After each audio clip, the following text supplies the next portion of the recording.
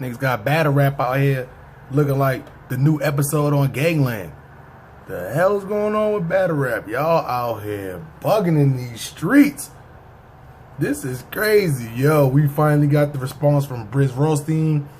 Man, listen, if y'all ain't in tune out there, what's going on, man? We gonna talk about it, the falls and everything, man. Yes, sir. This is Dirt Gang TV, and this is your boy Harlem Smiley, man. URL, whew. Shit going down, man. Let's talk about it, man. Dirt Gang. Yikes.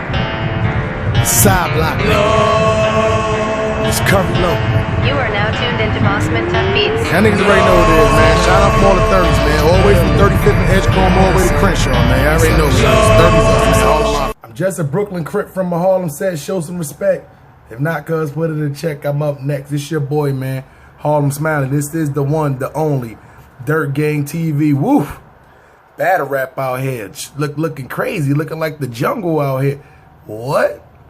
It's so much stuff happening in battle rap too. I don't even want to mix it all up in one. So listen, if y'all out there and y'all ain't been hearing what's been going down, I'm telling y'all might as well just get out there and get in tune with it too. So we had Murda Land versus Dark Life. Murda Land versus Dark Life. Supposed to win down August. Didn't happen. Summer Impact.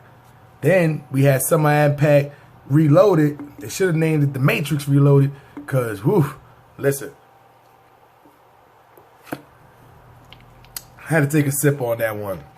So, not only Smack could see, I like Smack, because Smack could take the, he could take the backlash from this point, because he don't get too many events where his event is not, you know, is not crazy. You see what I'm saying? So it's like you for in this instance, he gonna take the L on this one. He gonna take the L on this one because this one was crazy, but. If y'all wasn't in tune, it was a big fight. I'm not putting no content up there. I seen 5 different angles from videos. I seen crowd videos, on stage videos. Like, I seen mad different angles. They flagging everybody video, so I'm not putting it up. So y'all just gotta get the play-by-play. If you here looking for the actual, you might as well go to somebody else's channel. But everybody else's channel, they taking it down. They flagging everybody's stuff. So let's get into it.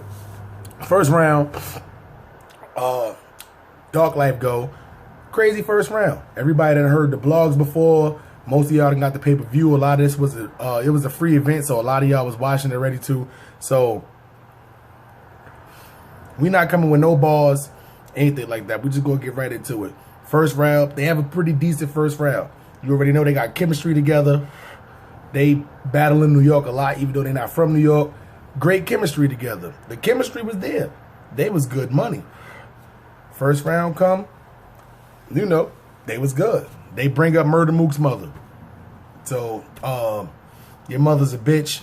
His mother just passed a couple of months ago. Okay. They get through their first round. So, meanwhile, you can tell in the background, when they bring up the mother shit, niggas start whispering in Mook ear. And Mook just tell him, chill, just chill. Don't worry about it. See what I'm saying? So, at this point, if he can get past that, he good. You see what I'm saying? He can get past anything. So, they keep rap. He let them rap. They not doing no funny movements.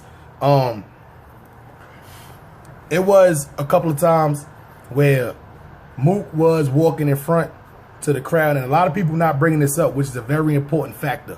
Mook was walking. And, you know, he was standing, putting his feet on a speaker. You know, he did that a couple of times. He walked, you know, it wasn't malicious the way he was walking through them, doing it purposely.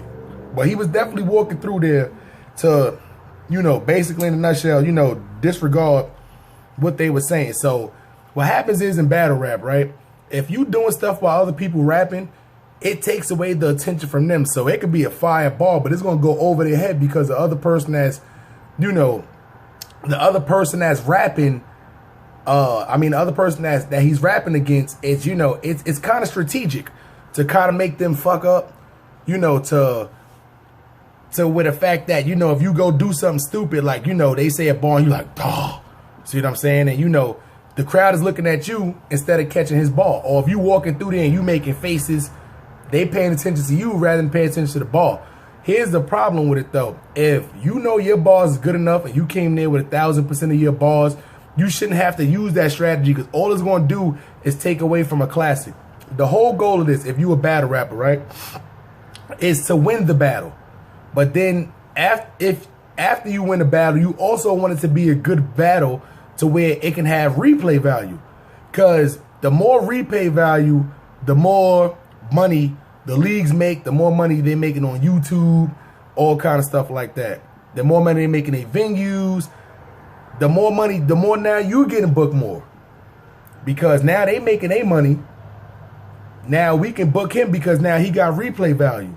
So what happens is when you doing stuff like that and people are missing bars, hard bars that was probably like crazy bars through there too, now you're taking away from the actual battle when you're doing something like that. So that's the only problem with that when you try to be strategic and do stuff like that. When people try to walk in and like Danny Myers walk in, he cuts a lot of people's space off when they're rapping. I understand it's a tactic for you to win the battle. Only problem is with performers, they need that space to make their bars hit better, to make their performance look good. And if you taking that away from them, that's taking away from the whole performance. If your bars is up to par, you shouldn't have to use no other strategy rather than coming in there with great bars, great schemes, you know, double entendre, stuff like that. You know, that's playing rebuttals, you know, freestyle ability, stuff, cadence, and just crowd, just everything, crowd reaction. You need everything. So if you have all this stuff, there's really no need for you to go in there and try to cut somebody's space off or block somebody off. So with that being said, let's get into it. Calico and them start rapping. Murda Land start rapping. So this is why I want to wait for every blog to come out before I even did one, as far as the rappers from Calico's perspective, Brizz Rawstein, T-Top, Murda Mook. So now they start rapping. So the first couple of bars, like I say, like the first probably like, let's say the first 16 wasn't hitting at all.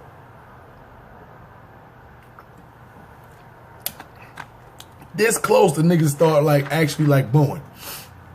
But they stick with it. Then they start heating up.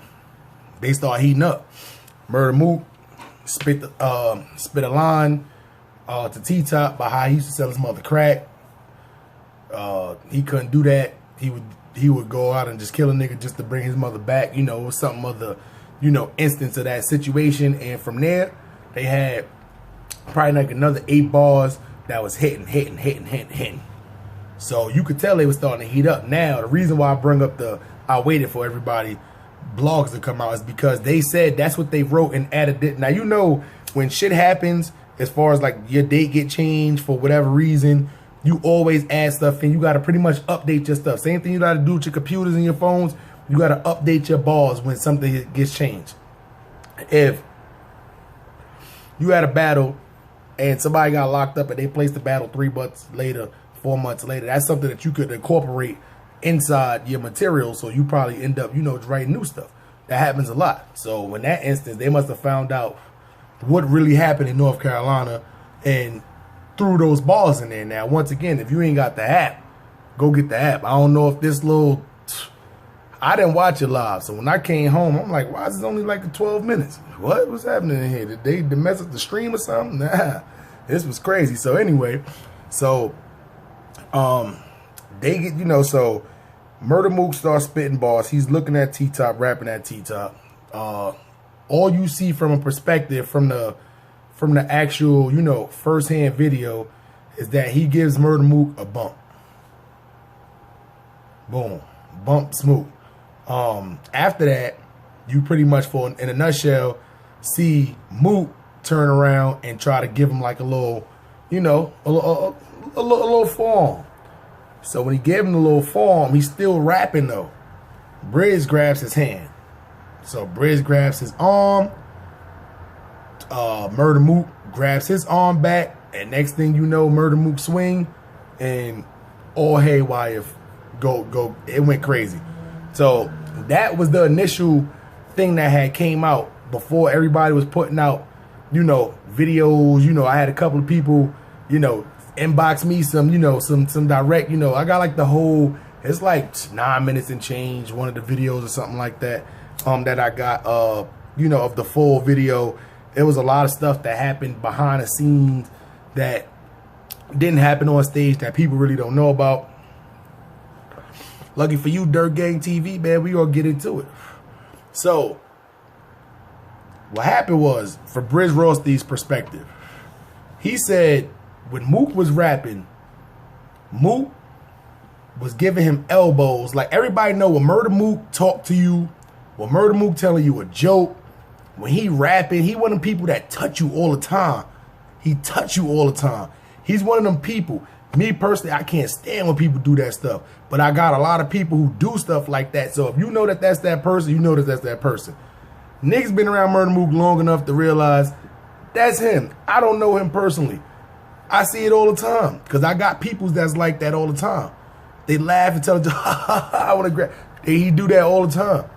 All the time he do that. So when he rapping, in order for him to get his point off, he wanted people, he like, ha ha ha. And he touching you. Ha ha ha. And he touching you. He touching you. See what I'm saying? So he do that a lot. So I don't know if, like, Brizz, he said he wasn't looking.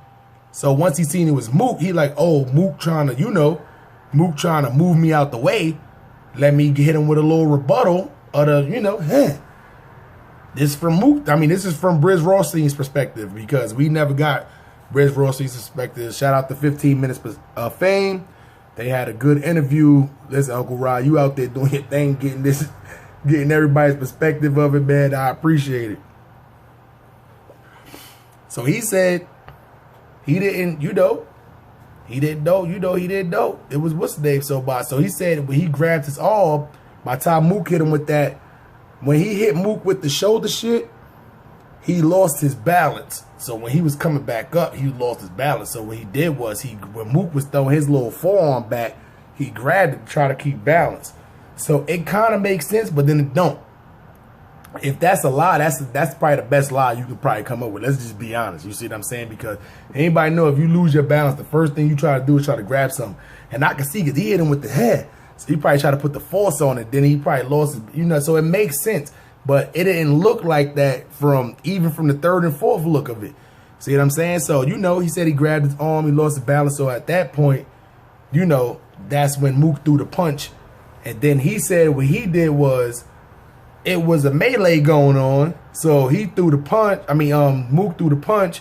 He said he weaved it, came out the back door, you know, because that's what everybody's saying. They see him dipping through the back door while his man's over there getting pounced. See what I'm saying? And he said he came back in. Remember, this is from Brizz Rawstein's perspective. He said he came back in. See what I'm saying? So, you know, that's Brizz Rawstein's. From Murda Mook's perspective. From Murda Mook's perspective. Murda Mook up there, niggas, Brizz Rawstein, oh, your mom's a bitch. Niggas in his ear like, yo. He said, yo, listen, when you want to go, tell me when to go. See what I'm saying? E40 shit, tell me when to go. Tell me when to go. You know what I'm saying? Niggas like, nah, chill. Boom. They finished their round. He ain't doing nothing. He standing on the speaker a little bit, yada, yada.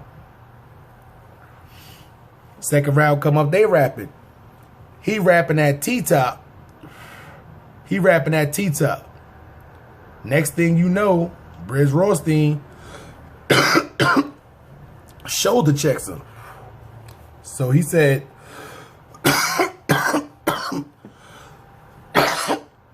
no, I ain't editing that out.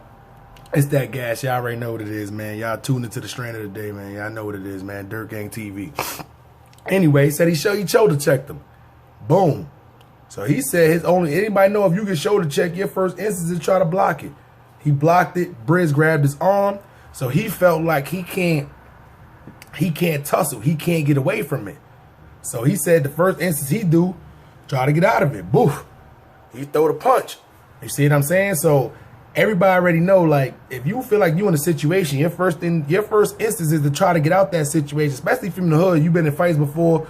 You already know. If somebody grabbing my right arm, I'ma ding him with the left. Somebody grab my left arm, I'ma ding him with that. Somebody grab both my arms, nigga, I'm about to super slam. man, listen, you about to take a ride, I'm telling you. So, you know, in that instance, it's like, you know, real hood dude, we already know what to do in that instance. So that's what's flowing through his brain at that particular time. You can't restrain somebody, whether you about to fall or not. You better, yo, Mook, my fault, I'm about to fall. Yo, you better like mention something. So now, from Calico's perspective, Calico's sitting there, you know, he got the buffs on, he chilling, he rapping, he got like 88 people with him. You know what I'm saying? Like, you know, he chilling, he comfortable. He in New York, which is a little far from Detroit, but his partner's from New York, and he got 88 people with him. See what I'm saying? They look out there looking like the Spartans, 300 deep. It is what it is. When you go that deep somewhere, the Calico bag must be big. Because I know all these people ain't paying their own way to come out here all the time with this guy. But anyway, from his perspective, he rapping. He standing on the side next to T-Top. He not even realizing what's going on. But as soon as he see it, man, I said, this man Calico, you too big to be out there worrying about them sunglasses first. Come on, man. You know what I'm saying? Like that, yo, listen. I don't know why Calico ain't catching slack for that, son. The buffs, really? Come on, son. Really? Come on, son. You know what I'm saying? You made sure you probably grabbed them and threw them in your pocket all in one motion. Ha ha. I can't crack these, huh? They probably still perfect, too. I know you made sure them. Boy, that was crazy, son. But Calico, listen, I don't care what nobody say. Calico, he ain't coming in with the intent to have nothing. But am I wrong if I beat a nigga ass? I'm saying, listen, he came in with playing that shit. He out there smiling. Am I wrong? Saying the verse. Listen, he already know. If it happened, it happened. If it didn't, it didn't. But he already was anticipating that it happened. I don't care what nobody say. I don't want nobody's opinion. I'm giving my opinion. He was ready. He was ready for the shits. See what I'm saying? What the young kids say, he was with the shits. But anyway, see what I'm saying? So, you know, Calico perspective, he in the back. He, like, one of the videos that I seen, like, he in there, he fighting, and, like, I say probably, Calico is probably fighting this dude for, like, three minutes. I ain't gonna lie, like, for a fight, 3 minutes is a long time. For a scuffle with that many people, 3 minutes is a long time to be sitting there. That's why I say that, too, because even when everybody was chilling, calming down, you see what I'm saying? You expect people in your entourage still be out there acting stupid. Man, Calico's still out there, you know what I'm saying? Rex done calmed down. Mook done calmed down. The dude with the orange, he stomped out. So he calmed down. You know what I'm saying? Calico out there still fighting. Look, come on, Cal, really? Am I wrong? If I beat a nigga, am I wrong? If I take the buffs off first, get your ass out of here, Cal. See what I'm saying? But that shit was funny though, man. But anyway, so it's like, man, you know, so I mean, but then that's when it stopped down too. Top's perspective, from T-Top's perspective. I almost roll up a whole nother one. From T-Top's perspective, yo, listen. Yo. So, I watched this in slow motion, right? The part. So what happened was, right? When it first happened, the punch, that's the only thing I can tell you too, because T-Top was getting rapped at. See what I'm saying? He ain't saying nothing about Mook Mother. He ain't get hit with a punch. He ain't throw a punch. He ain't get a chance. Like, yo, listen. Yo. This guy, man. So, with the punch first, so the grab happened, boom.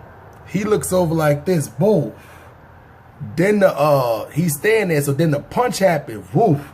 So he went to break it up. He went to spread everything across. He went to break everything up. So what happened was, like, niggas ain't see Chess. Chess in there throwing niggas off the stage. Like, it was crazy. It was mad people getting pushed off the stage, but Chess so small, listen, I got the video. Y'all ain't got the video, man. Listen, Chess pushing niggas off the stage. So what happened was, Niggas is getting pushed off stage. So when T-Top seen that, he turned his body to stop it because he was mad close to the front of the stage. He stopped his body from getting pushed off the stage. So he was like this. So what happened was it was people behind him when he was getting put. He must have thought it was a whole crowd of people about to rush off the stage. So he braced himself. So what happened was when he started to go back, the nigga with the orange had came and wiped everybody out across the stage. So by the time he thought people was behind him, it was nobody behind him. And it's just like the NBA. When you pull a chair out on somebody, listen, I'm a big dude. My post game back in the day was sick. See what I'm saying? You know, now you know how it is when you get old, just straight jumpers. See what I'm saying? So people used to try to pull that chair. It ain't, listen, when you get caught with it, you going down. As a big dude, you going down. I am now currently 6'4", 275 pounds. I'm trying to tell you, as a big dude, when somebody pulled the chair out on you, you're going down. So that's what happened. He went back and nobody was behind him, and it was, and he just took mad people out. So the crazy part about it was he took out all the people that was pretty much on his side besides the dude. So now the dude with the orange over there he done bum rushed everybody, expecting his people to come behind him. But what happened was T-Top, when they was on their way, it was almost like a train just missing the train.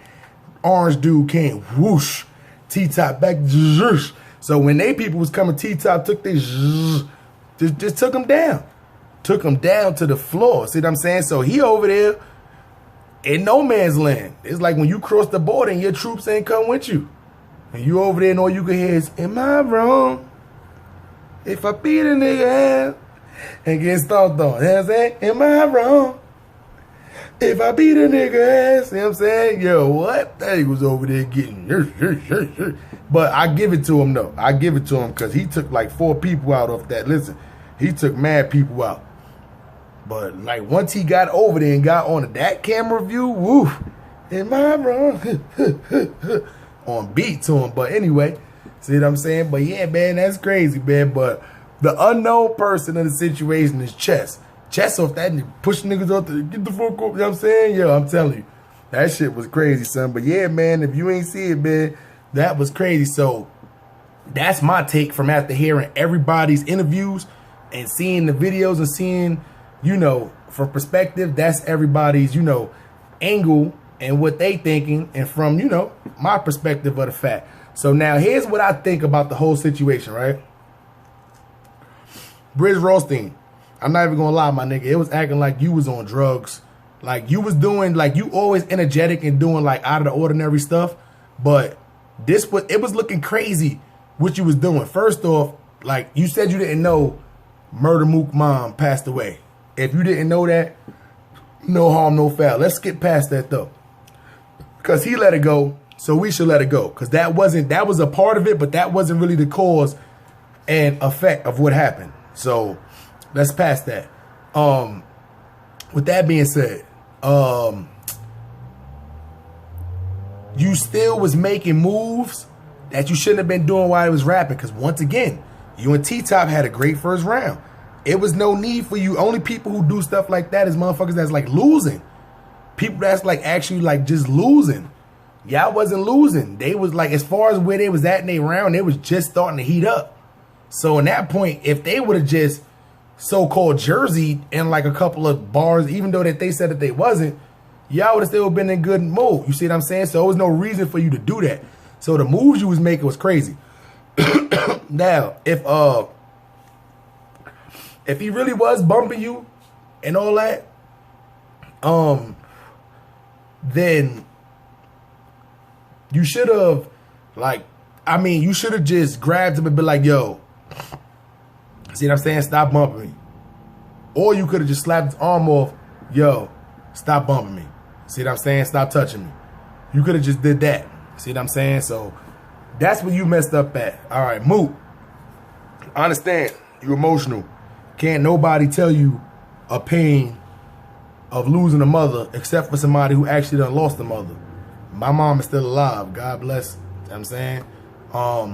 You know, I don't know that experience. I got a cousin who lost a mother. Can't nobody tell him anything. You see what I'm saying? He the only one that really had experienced that pain. You see what I'm saying? So nobody know where your state of mind was at that particular moment. With that being said, you a professional. You an icon. You an idol. It's around Mount Rushmore, no problem. And can't nobody debate that. You should have withheld that punch, if anything. That's the only thing you did wrong, was the actual punch, in my eyes. I put 90%, or excuse me, I put 80% of the blame on Brizz Rawstein for leading it up to that point. Even if he didn't know your mom, his murder mom passed away, I still put most of the blame on you because, you know, the moves you was making after that. You almost left him no choice.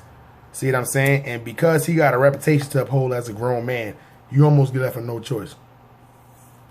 That being said, Murda Mook, that's when you give him a warning before you throw the punch. And if he do it again after that, listen, you gave him the warning. It is what it is after that. See what I'm saying?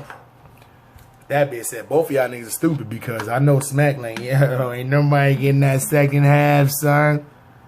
Yeah, lucky I'm keeping it. I should be keeping the first half too. Listen, that was a bad event turned worse.